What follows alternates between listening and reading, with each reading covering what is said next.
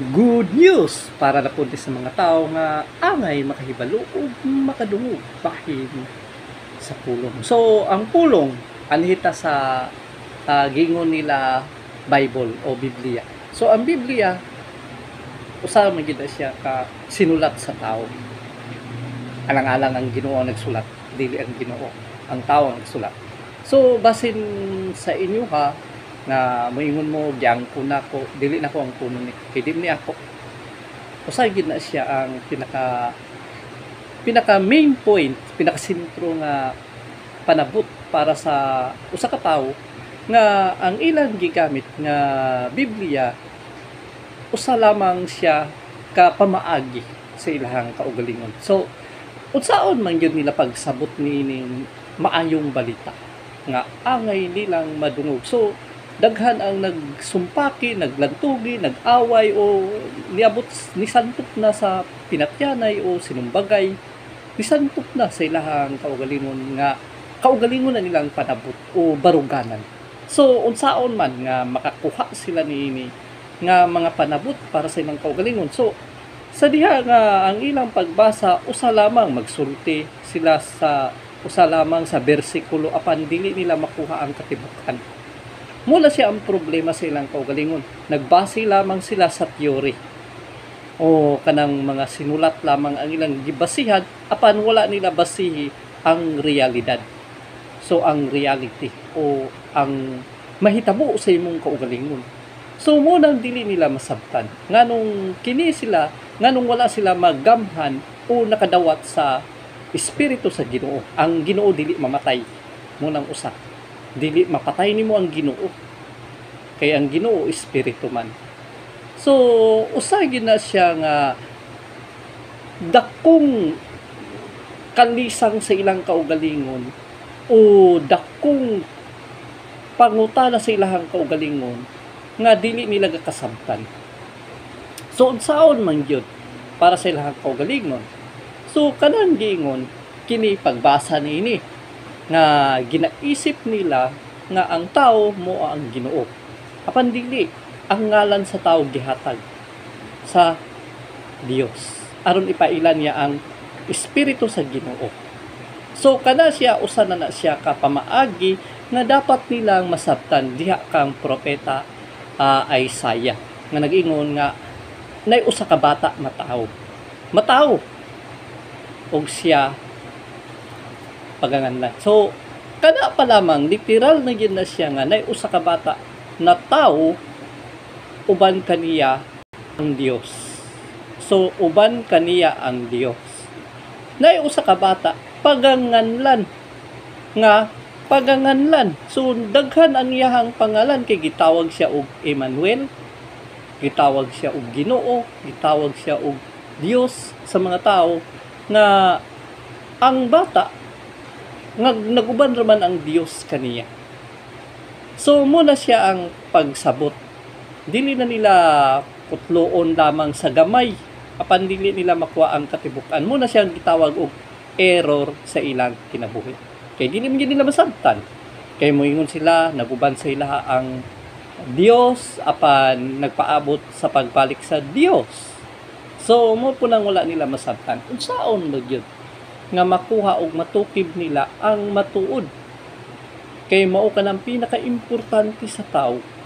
So kung mahibaw-an nila nga ang pangalan gideklarar sa tao aron iyang ipaila, mo nang giingon sa ni Kristo, si Kristo tao.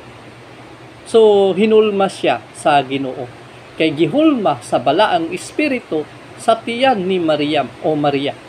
So muna siyang kinahanglan masabtan nila ug ang bata uban kaniya ang Dios. So unsaon man nila pagtukip o pagsabot niya na. So kani sila nga mga tao ilahan ang gipakiglantugi, pakig-away, barugalan silang kaugalingon pero wala nila makita sa ilang kaugalingon unsaon magyud nga mahimong realidad sa ilang kaugalingon nga sila mabubuan sa espiritu sa Ginoo. Mao gyud na siya nga sila dili sila mahimong mahigugmaon sa kwarta o mahimo na nilang agalon ang kwarta. ang Dios suguon ka, di na maghatag og kwarta ang Dios. Dili na siya mohatag og kwarta. Kay moingon ka, Ginoo wala ko'y pliti. Ginoo wa ko'y palit makaon. Ginoo wala ko'y. So nangayo ka sa usa ka butang nga ang Dios dili mohatag niana. Ang mahatag sa Dios mao lamang ang kamatuoran. So unsaon man para mahibaw-an niya sa tawo nga makuhaan nila og panabot bahin niya na ang Dios mogamit og tawo nga ingon instrumento. So ipaagi niya sa tawo kay wala man na nila masabtan sa mga tawo nga gitawag nga nagpakaaron ignon sa ilang kaugalingon apan kulang di ay sa kahibalo ug pagsabot. So kini mao kini sila magsigi sila lantugi mag-away kay tungod sa usa lamang ka bersikulo. Kung magbasa kamo sa usa ka libro nga ginaisip sa inyong kaugalingon nga kamo ang tag-iya niya na o kamo ang gisugo sa Dios, klaro nga sa aron makahibalo mo unsay gid ang matuod ug tinuod. Kay ang Dios dili na siya manuko sa pagbadlong sa mga tao nga nagpakaaron ignon sa ilahang kaugalingon apan sukwahi di ay sa pagsabot. Kuni lang paan og panabot o base niini nga pagbasa pa lamang kay ako din gid ako niyan kunon kay dili ni akong libro o kanang gitawag nila Biblia. Ako lang basahon para makakuha pud sila og mga panabot aron unsaon nila nga matukib ang insakto nga kamatuoran gyud. So sa buhat kapitulo 9, susugdan na to kapitulo 9. Kana pa lamang nagkuha ko og kapitulo. So niadtong higayuna nagpadayon si Saul o gitawag nila Pablo sa mapintas nga pagpanghulga sa pagpatay sa mga tinun-an sa Ginoo. Miadto siya sa Pangulong Pari. So, Pangulong Pari, pasabot, kaliwat ni Levites. Sa mga Hudiyo kini. Daghan na pod mag-angkon sa ilahang kaugalingon nga sila ang Muni, dili nila maangkon sa ilang kaugalingon. Kay kini, naghisgot kini sa Biblia, ang mga pari nini, mga kaliwat ni Levites. So, kung kana pa lamang, usana na siya. Og, nangayo og mga sulat nga magpaila kaniya ngadto sa mga sinaguga sa Damasco nga siya gitugutan sa pagdakop sa mga sumusunod sa dalan nga iyang makit-an didto lalaki o babae o pagdala kanila balik sa Jerusalem. Mipanaw siya padulong sa Damasco. Sa duol na siya sa syudad, sa kalit may kahayag gikan sa langit nga midanag libot kaniya, natumba siya ug nadungog niya ang tingog nga nag-ingon sa ulo. Ngarong gilutos mo man ako, kinsa ka ba, Ginoo? So nangutana siya, iyang pangutana, Ginoo ka ba? Nangutana siya og tingog. Miingon, ako si Jesus nga imong gilutos, apan bangon ug lakaw ngadto sa syudad sa syudad ug didto sultihan ka kung unsay imong buhaton. Ang mga tawo nga kauban ni Saulo nang hunong nga wala makatingog, nadungog nila ang tingog apan wala sila'y tawo nga nakita. So ang espiritu mibangon si Saulo og gibuka niya ang iyang mga mata apan dili na siya makakita. busa ila siyang giagak ug gidala ngadto sa Damasco. Sulod sa tulo ka adlaw dili siya makakita ug niining panahona wala siya mukaon o muinom. Dito sa Damasco may usa ka tinun-an nga ginganlag Ananias, pinaagi na tao gisugo sa Ginoo, pinaagi sa panan-awon giingnan siya sa Ginoo Ananias. Og mitubag siya, aniya ako, Ginoo. Ang Ginoo miingon kaniya, lakaw ngadto sa dalan nga ginganlag tulid ug pangitaa didto sa balay ni Judas. Ang usa ka tawo nga taga Tarso nga ginganlag Saulo.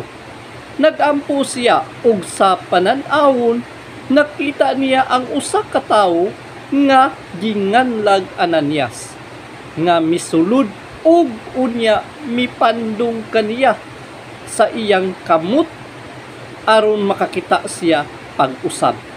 Si Ananias mitubag, Ginoo, daghan ang nagsulti kanako mahitungod kaniya ug sa mangilngig nga mga kadautan nga iyang gibuhat batok sa imong katawan didto sa Jerusalem ug karon ania siya sa Damasco ug gihatagag gahom sa mga kadagkuan sa mga pari aron sa pagdakop sa tanan nga nagsangpit sa imong ngalan. Ang Ginoo miingon kaniya, adtua siya kay gipili ko siya aron mag-alagad kanako sa pagpaila sa akong ngalan ngadto sa mga dili Hudiyo ug sa mga hari ingon man sa katawhan sa Israel ug ipakita ko kaniya ang tanan nga iyang pagaantuson tungod sa akong ngalan. Busa miadto si Ananias sa balay ug gipandong niya kang Saulo ang iyang mga kamot. Unya miingon siya, igsuong Saulo, ang Ginoong Hesus nga nagpakita kanimo didto sa dalan sa imong pagpaingon nganhi nagpadala kanako aron makakita ka pag-usab ug mapuno sa Espiritu Santo. Diha-diha may nangahulog nga daw mga himbis sa isda gikan sa mata ni Saulo ug nakakita siya pag-usab, mitindog siya ug gibunyagan ug mikaon siya ug nabusog. Nagpabilin si Saulo sa Damasco sulod sa pipila ka adlaw uban sa mga tinun-an. Miadto dayon siya sa mga sinagoga ug nagsangyaw nga si Jesus mao ang anak sa Dios. Kung kuhaan ninyo panabot, si Jesus mao ang anak sa Dios. Unsaon nila pag tudlo sa ilahang kaugalingon nga ila namang ginabalibali o ginatuis sa ilahang kaugalingon? Mabasa nimo unsaon nimo pagkuha sa panabot. Bahin ni anak ang tanan nga nakadungog kaniya natingala og nangutana, dili ba mauman kini siya nga didto sa Jerusalem nga naglutos niadtong nagsangpit sa ngalan ni Jesus? O dili ba mianhi man siya aron pagdakop ug pagdala kanila ngadto sa mga kadagkuan sa mga pari? Apan midugang hinuon ang pagkamainiton ni Saulo ug lig-on kaayo ang iyang mga pagpamatuod nga si Jesus mao ang Mesiyas o mao ang Kristo. Tungod niini wala makatubag kaniya ang mga Hudiyo nga nagpuyo sa Damasco. Ang ilang ginaisip, ang Mesiyas mao ang Dios, dili. Ang Mesiyas gipili sa Dios. Mo na siya ang lawas sa tao. So mo lang dili nila masabtan nga ingon nga anak sa Dios o gibuhat sa Dios. Kaya ang paghisgot sa anak, gibuhat siya kay naay amahan. So mo lang dili pa gyapon na nila masabtan nga mismo si Kristo nag-ingon nga amahan, bantayi sila sa imong ngalan nga imong gihatag nga rit kanako. So kay kita nagkahiusa. So sa ilahang pagsabot niya na nagkausa. Kaya ang ngalan sa Dios gihatag man sa tao aron ipainak kini. So saon man nila og ang binuhat sa Dios mo lang gitawag og anak sa Dios. Kay binuhat sa Dios. Susama sa iya nga kinaiya. O susama sa iya nga imahin. So saon man nga sa sinugdanan pa lamang nga gibuhat ko ang tao sama sa akong imahin. So mo nang dili nila masabtan sa ilang kaugalingon. Sa paglabay sa daghang mga adlaw, naglaraw ang mga Hudiyo sa pagpatay kang Saulo. Apan nahibaluan kini ni Saulo. Giatangan nila siya sa mga ganghaan adlaw ug gabi aron ilang patyon. Apan usa ni ana kagabi gikuha si Saulo sa iyang mga sumusunod ug gituntun nila siya sulod sa bukag gikan sa itaas sa paril. Miadto si Saulo sa Jerusalem ug misulay pag-apil sa pundok sa mga tinun-an apan wala sila mutuo nga usa na siya katinun-an busa na nga hadlok silang tanan kaniya. Apan si Bernabe mitabang kaniya ug gidala siya ngadto sa mga apostoles.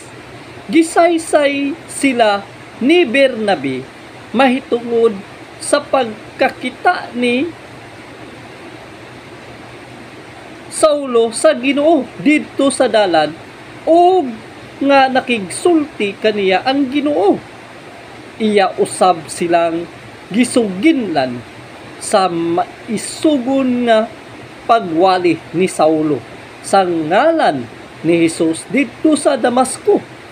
Busa mitipon si Saulo kanila ug milibot sa tibuok Jerusalem nga maisugong nagwali sa ngalan sa Ginoo. Nakigsulti ug nakiglantugi usab siya. So muning resulta sa mga tao kanang nakiglantugi ug maisugon sa pagsulti.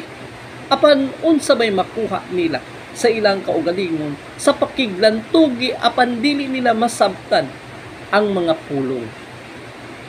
Munang sa mga tao nga lisod para sa ilaha ang pagsabot kun kining mga tawhana, dili nila makuha ang mga panabot.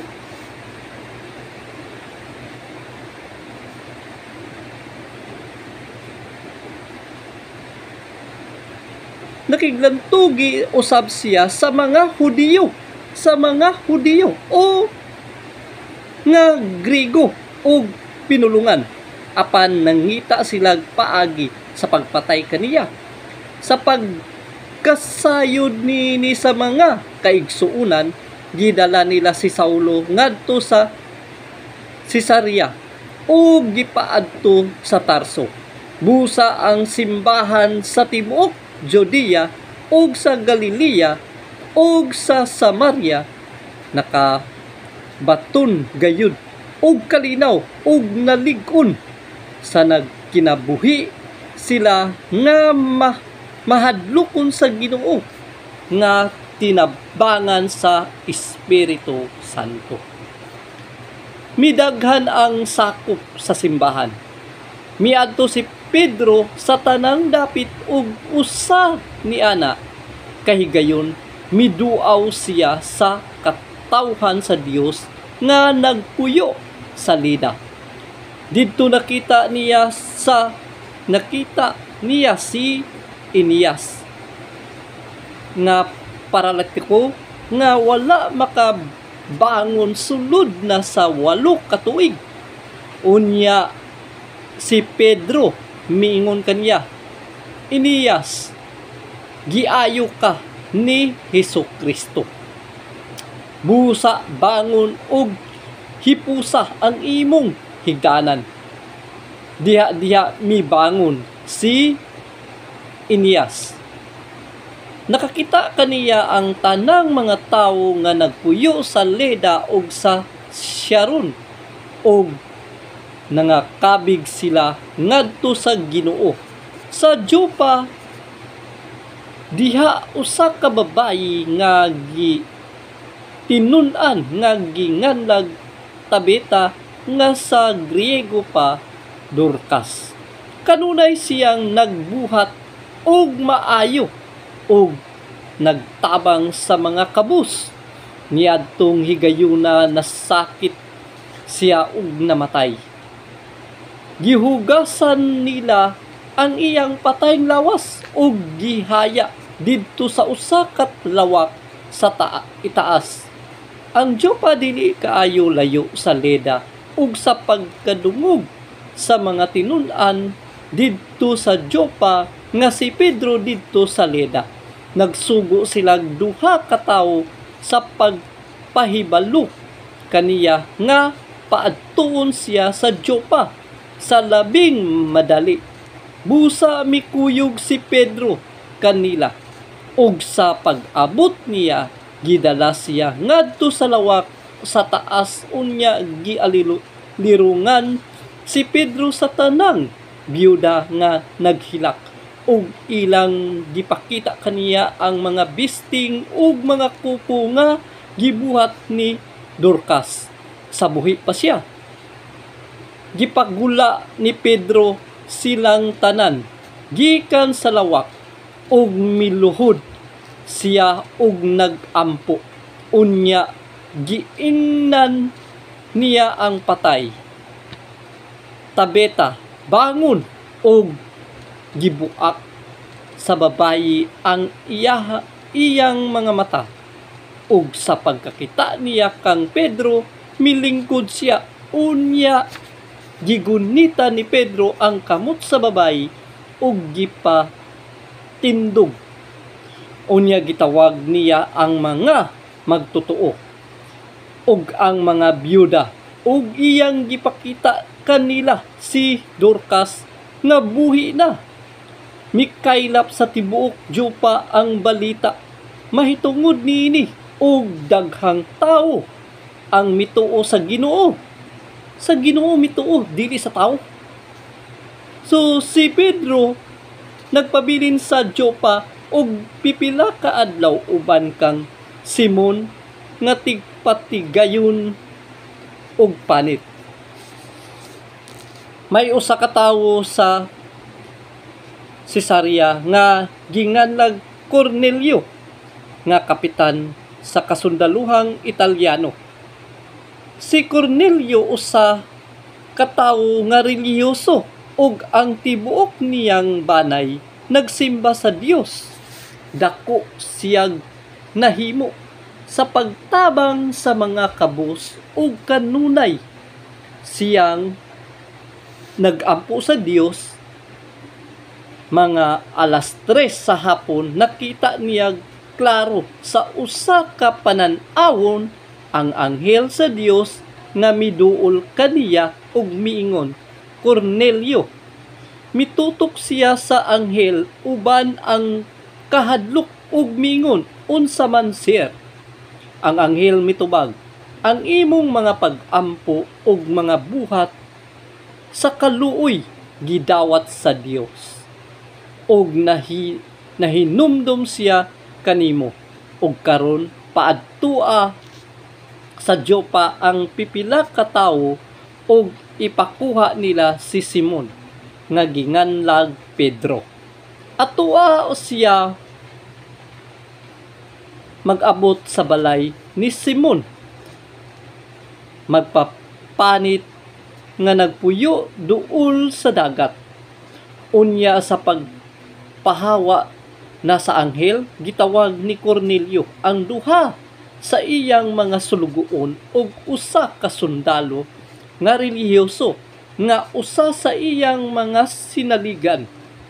Gisungginlan niya sila sa nahitabo ug gipaadto sa Jopa.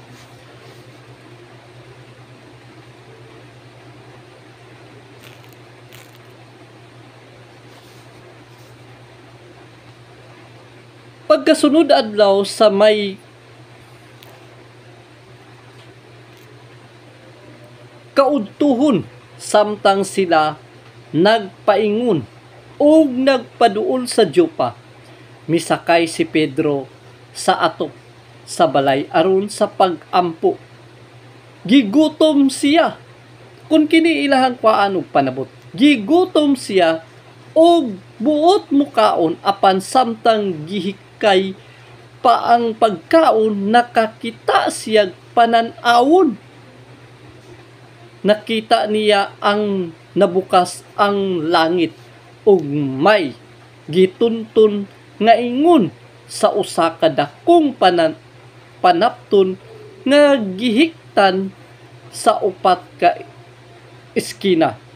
Sa sulod niini diha ang tanang matang sa mga langgam nga ihalas ug mga mananap nga mulakat ug mukamang.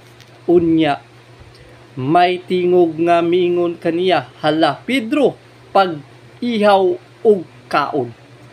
Apan si Pedro mitubag, "Dili ko, Ginoo, kay wala pa ako makakaon og bisan unsa nga giilang mahugaw."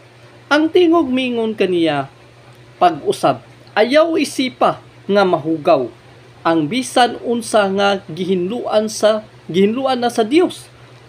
Nahitabo kini sa makatulo ug unya ang iyang nakita gibalik ngadto sa langit. Si Pedro naglibog sa kahulugan munang dili nila masabtan sa panan-awon nga iyang nakita ni anang higayuna. Ang mga sinugo ni Cornelio human makapangutana hain ang balay ni Simon didto na sa atubangan sa ganghaan.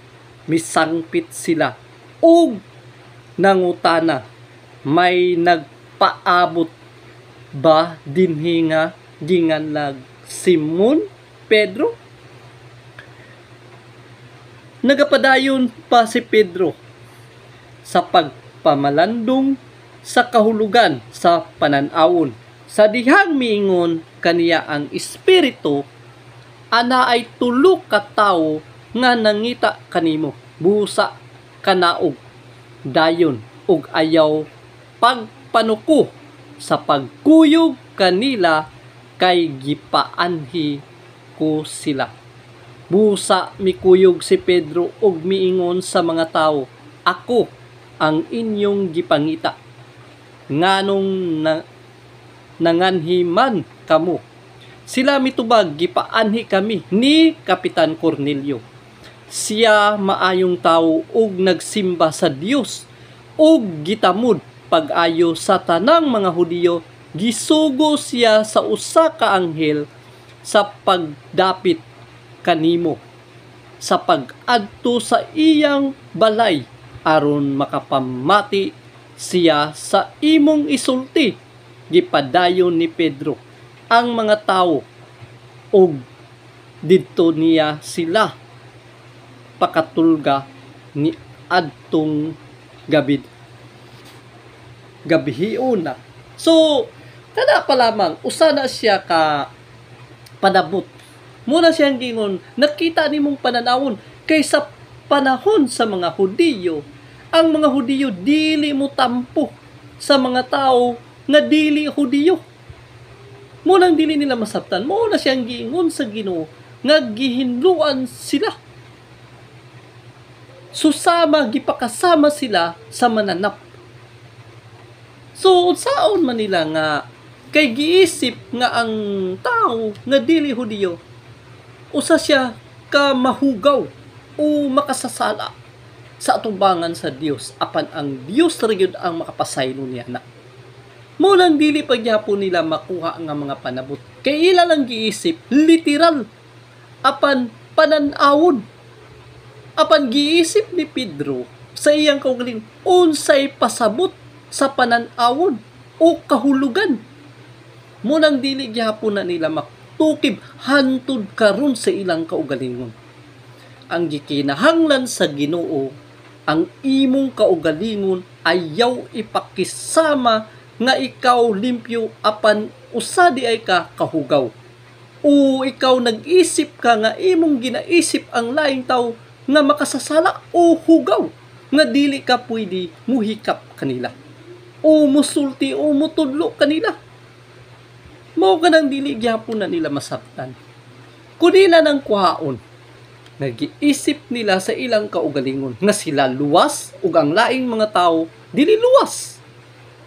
Apan unsa man ang tinuod nga makapaluwas sa imong kaugalingon, mao lamang ang espiritu sa Ginoo. Unsaon nimo pagsuta kung ikaw nagasulti ka lamang sa teorya apan wala di ay nimo madawat ang tinuod nga espiritu sa Ginoo. Magasulti ikaw sa imong kaugalingon, mao ka na ang pulong sa Ginoo. Apan kutob ra di ay ka sa pulong sa Ginoo apan walay buhat. Nagtuo ka apan ang imong buhat patay.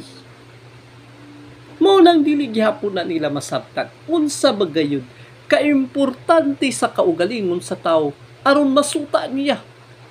Moingon kami ang tinuod, kami ang tag-iya aning Biblia, wala kamo maulaw sa inyong kaugalingon nga inyong pagaangkonon ang libro nga nagikan diha sa mga sinulat sa mga propeta nga gikan sa kaliwat ni Israel. Dili ba sila maulaw sa ilang kaugalingon? Ginaisip nila apan sila hinuon nahimong makauulaw sa atubangan sa Ginoo. Ang buhay nga Dios dili gyud na siya maalisdan. Dili siya mamatay, dili siya mapatay og usa. Ang espiritu sa Ginoo kanunay gayud. Mao nang dili nila masabtan sa ilang kaugalingon.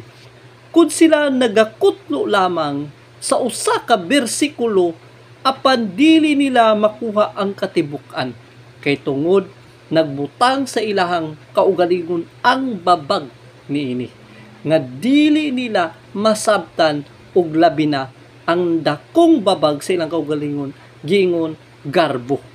Kay ang garbo nagpamatuod silang kaugalingon, ako lang ang nasayod. Ako lang ang tag-iya niining libro. Ako lang muna ang ilahang ginapasabot sa ilang kaugalingon. Ako lang o kami lang ang maluwas. Mao ka lang dili nila masabtan. Ginaisip nila pero sa tanan nga mga pulong nga ilang ginatuki wala gayoy makailis. Ang kaliwat sa Israel mao'y nagasulat ni ana aron masayran ug masabwag sa katibuk-an. Mula dili pa gyapon nila masupa unsa bagayud ang tinuod o kamatuoran para sa ilang kaugalingon. Kini nga mga pulong lisod dawaton sa mga tawo nga nagpakaaron ignon. Bisan imong ipasigarbo ang imong gingon, nag-eskwela ka sa theory o gitawag kag scholar o ikaw matawag ka og doctorate o ginasuta yun nimo ang pulong, ginaistadihan nimo ang mga pulong apan ang wala sa imo ang espiritu sa Ginoo. Magasulti lamang ang tao kini sinulat kini sa tao ra gyud. Moingon pulong kini sa Dios apan unsaon man pagkahibalo nga ang Dios buhi dili patay. Muna dili nila masabtan sa ilang kaugalingon. Ang ilang ginasulti mo ni siya wala na ang balaod pero kung sutao nila ang Dios ang naghatag og balaod para sa tao. Magasulti sila silang kaugalingon, kanang Shabbat, adlaw ipapahulay, wala na siya, gialis na nila. Sila ra ang gilis niya na, ang tao ang nagilis niya na. Ang pulong nga Shabbat, Hebreo man na. Munang dili gyapon nila masabtan sa ilang kaugalingon. Unsaon na lang para sa ilahang kaugalingon aron makasabot sila niya ng mga pulong nga ilahang ginagamit sa ilang kaugalingon. Unsaon nila pagsabot? Mao bitaw nang musulti ko nga dili ni akong libro. Dili ako nagsulat nini. Gibasa ko lang kini para masabtan sa tao kung unsa bagayod ang nakasulat ug unsaon ang pagsabot niya ni. Kaya ang tao karon maglalis, mag-away o makiglantugi apan mao kana ang gusto sa kaaway, mao si Satanas o gitawag nagyawa. Mao kana siya ang mubungkag sa ilang panabot. Yagawon sila ug ipatigbabaw ang garbo sa ilang kaugalingon. Mutudlo nga pwede ka mangasawa og 2, 3, 4, 5. Kay mo na'y gusto sa kaaway, mahulog ka mo sa impyerno. Apan ang Ginoo, gibuhat niya ang tao, babae ug lalaki. Ang gusto sa tao nga, pwede babae sa babae, pwede sa lalaki sa lalaki. Sa tao ka na nga pagtudlo. Ang Ginoo maluluyon, pero wala sila makahibalo. Kay ang tumong sa kaaway, bisan ang kaaway, nagtawag ka ng Ginoo, naggamit ka ng Ginoo. Mo na ang gusto sa kaaway nga ang inyong kalag mo paingon sa impyerno. Ang kaaway mo gamit ka po na gamita ang ngalan sa Ginoo. Pagbuhat ka mo og larawan mo kining iyahang dagway sa Ginoo, buhata. Apan ang Ginoo, espiritu ug nag-ingon na daan ang Ginoo, ayaw gamita ang akong balaan nga ngalan sa dautan nga tuyo. So nagingon ang Ginoo nga ako ra ang Dios ug wa nay laing Dios gawas nga ri kanako. Pero ang tao motudlo na may gamay nga Dios, nay dako nga Dios, nay Ginoo, nay dako nga Ginoo, nay gamay nga Ginoo. Sa tao kana nga pagtudlo. Pero unsaon man nila pagkuha og pagsabot niini sa ilang kaugalingon. Ang ilang itudlo nga kita nagpaabot sa Ginoo sa pagbalik. Apan moingon sila, ang Dios naguban nga ri kanato. Unsa ba ang gingon sa Ginoo? Sa diha nga ibobo ko ang espiritu, naguban ang Ginoo. Wala ka na nagpaabot sa Ginoo. So mo lang gusto sa kaaway, mahimong bakakon ang usa ka tawo. Kinsa ang iyang gipakakan? Dili ang laing tawo, ang iyang kaugalingon aron lamang nga ang iyang kalag mupaingon sa impyerno. Ayaw pagsaksi og bakak. So ang tao magsaksi man sa bakak, kami ang tagyani, kami ang naghimo niyani. Mahimo silang bakakon. Mo nang gingon nga ang tao lisod nga madawat nila kay tungod ginapatigbabaw sa kaaway ang usa ka pulong sa ilang kaugalingon nga dili sila makagawas niining sala, ang garbo. Kay gusto nila nga ipaila ang ilang kaugalingon nga mas maayos sila manabot, mas nakahibalo sila sa ilang kaugalingon. Ang anak binuhat sa Dios, ang Dios nag-uban sa anak. So munang dili nila masabtan. Kung mag-istorya sila silang kaugalingon, kano sa ba namatay ang Dios? Paghisgot pa lamang, ili-ili lama sa baktani is a Hebreo nga pinulungan. Sila mismo gagamit niya na, o ilang gihubad nga, Dios ko, nga nung gibiyaan mo man ako, mao ka na ang tao nga gibuhat sa Dios. Sadya nga gipatay siya, gipatay o gibanhaw. So, mo man yun na ang gisulat dito kang propeta Isaiah sa panahon pa sa kaliwat ni Israel. So, kini nga mga klaseng mga tao, saan nila pagpahimatuod sa kamatuoran? Sa ilang kaugalingon nga mismo sila mugawas sa ilahang kaugalingon nga magduha-duha og panabot nganong dili man nila madirect o madawat. Ang espiritu sa Ginoo, espiritu sa Ginoo. Ang espiritu sa Ginoo nagpuyo sa tao nga ingon nga iyahang puloy-anan o templo. Dili ba nila makuha nga panabot nga nag-ingon si Kristo nga gub-a kining templo og sa tulo ka adlaw pagatukuron ko usab. So ang Dios mo'y nagsulti bahin na ng pagatukuron usab. Dili tao.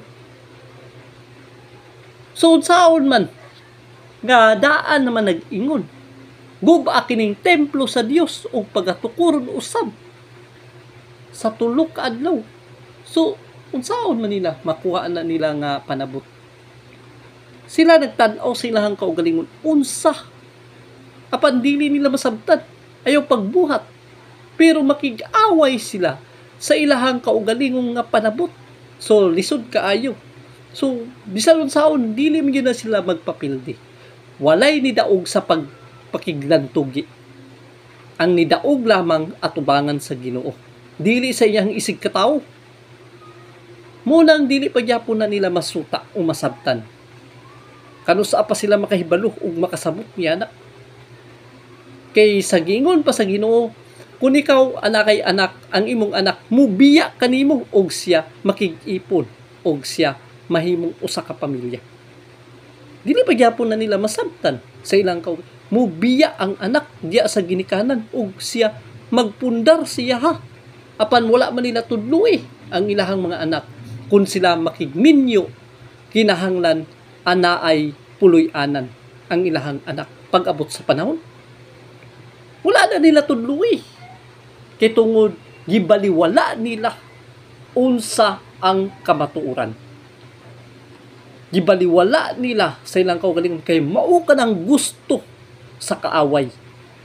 Ang daotang espiritu mo niyang gusto nga kamo maglisod pag-abot sa panahon.